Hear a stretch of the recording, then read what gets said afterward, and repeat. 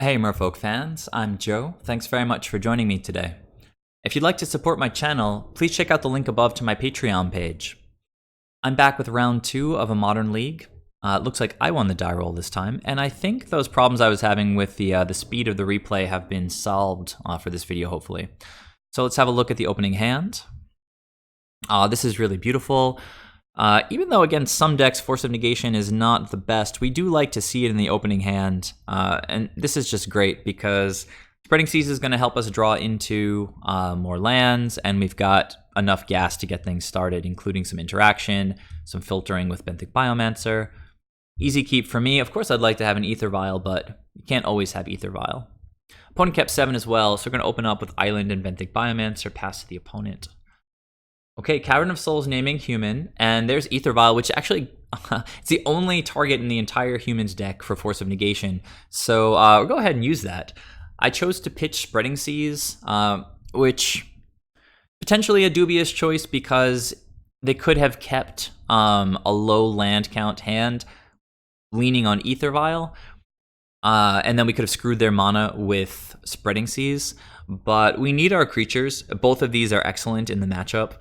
And it's totally possible that they just have 3 or 4 lands in hand and that Spreading Seas isn't really going to do that much. So yeah, let's go ahead and counter that Aether Vial and hope that they just kept a 1-land hand. So we drew another land, potentially going to pitch one of those with Ben's adaptability. Just definitely going to jam the Lord this turn and swing for 2. So we're going to see if countering that Aether Vial actually slowed them down at all. Unclaimed territory naming humans, and looks like their only 2-drop is Athalia's Lieutenant. It's pretty bad. It's just a really slow champion of the parish right now. Another Trickster is really kind of wonderful because we're playing against basically another creature deck, and board stalls happen all the time. And Trickster can just break board stalls, or in combination with Lords can really jump in and kind of surprise block and, you know, potentially even eat some of the opponent's creatures. So we're going to crash in, take the opponent down to 14. They've got a 3rd land, so of course when you counter the Aether Vial, they're going to have 3 lands in hand. So we can see what they're doing before they even play it with that red mana. It's going to be Mantis Rider, which is traditionally a very difficult card for us to deal with since it's kind of a permanent blocker with Vigilance. Now, I had a choice here. I could have let him attack with Thalia's Lieutenant, flashed in Trickster, and just eaten the Thalia's Lieutenant, but we'd like to keep attacking as well, so I decided I would prefer to just tap down and prevent the damage from the Mantis Rider. It's going to keep the Thalia's Lieutenant from attacking into my 3/3, but that's fine. You know, every turn that we go against humans without taking damage is a win. So in this spot, pretty much just going to run it back, I think. Force of Negation, it was a pretty bad draw. We can throw that away to Ben's looting ability, seeing some of the synergies with pitching cards here. So don't want to trade the Lord for the Thalia's Lieutenant, so I'll just swing in here. Look at the opponent kind of like pump faked there with a block. If he blocked with Thalia's Lieutenant, I absolutely would have activated the adaptability. But I think the opponent went to block and then actually read what my card said. So opponent already down below 10. I haven't taken any damage yet. So kind of saw this one coming. Reflector Mage is always going to show up against humans. Going to bounce the Lord, so we're going to go on defense for a second, you know, since we can't play that Lord out next turn. And this is where things, you know, could get a little bit worse for us depending on how our draws go and how the opponent's draws go over the next couple of turns. Noble Hierarch is going to pump the Thalia's Lieutenant. And again, I'm going to choose at the beginning of combat to tap down the Mantis Rider because it's a permanent blocker and we'd rather get in for damage if it's an option. You know, we could top deck a Master of the Pearl Trident, which would make us be able to attack with our 3/3s, and that's actually what happened. So very good luck, very good draw right there for us. So go ahead, slam Master of the Pearl Trident. Unfortunately, with Reflector Mage there, we're not going to be able to get in with Benthic Biomancer, so Getting him for 6 is still pretty nice. Looks like the opponent didn't feel like blocking, so they're at a pretty dangerous life total at this point. So, what's happening here? On their turn, opponent casts a Phantasmal Image after playing a tapped Seachrome Coast, I believe. And so they decided to go offense here rather than defense. They could have played Reflector Mage and bounced this Lord, but then the other Lord was coming back the next turn. I guess they felt that going big on offense was a better choice at this junction. Another Noble Hierarch, which puts them at 0 cards. So at this point, we pretty much just want to draw, I guess, Spreading Seas would be amazing. They're going to have a whole bunch of blockers. Let's see what they attack with this turn. Probably the big guy and the 2 vigilance creatures, right? Yeah. So not a lot we can do here. So I just decided to chump with Benthic Biomancer. If I did not, sorry, I got a little ahead of myself there. You guys see my top deck for the next turn already. But if I didn't block the Thalia's Lieutenant, I would have taken 12, or rather 6 more, which put me at 3, so definitely dead to their flyers next turn. By throwing away Ben as a blocker, all we need to do is poke in 3 damage, so I could have done that for another turn even. Sitting at 9, I can chump the Lieutenant again and take 6 more in the air and have yet another attempt to rip the seas that I needed. Fortunately, it actually came on the top of the deck, which was just perfect because we had a good start to this game. The opponent caught up really quickly with the Mantis Riders and Reflector Mage, but all we needed was Spreading Seas, and that's pretty much the game. So the opponent didn't scoop, so I played my extra Lord. When people don't scoop on lost positions, I just play out all my creatures and try to do as much damage as possible. So the opponent ended up at -8. Definitely not a very easy game one against humans. They made it pretty close, but we drew the cards that we needed to draw. Tricksters are amazing in the matchup. And yeah, Force actually countered an Aether Vial. I did pitch that Spreading Seas at the beginning of the game, but I think ultimately it was the right call since it came back around. Tricky stuff though. Let's go ahead and see how game 2 went. Okay, back for game 2. Let's check out my sideboarding strategy here. It's pretty straightforward. I'm just going to take out 6 cards and bring 6 cards in. Or rather, I believe it's 8 and 8 for this matchup. Let's see. The 4 Force of Negations, easy to cut. Again, they only have Aether Vials to hit. And then the 4 Relics are pretty dead as well.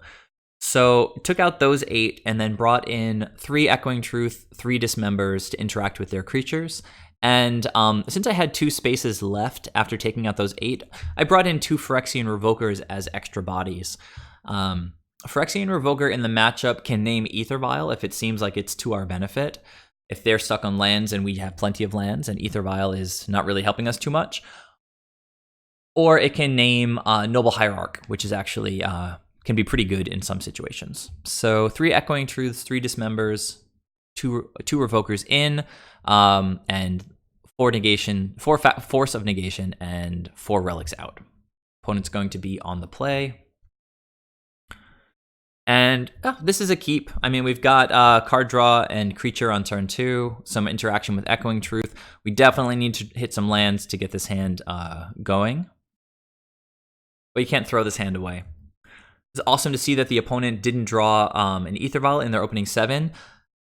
And for my first draw step, I hit Aether Vial. That's one of my favorite feelings in playing Magic, is keeping a reasonably strong opening 7 without Aether Vial and then drawing into Aether Vial anyway. It's so good.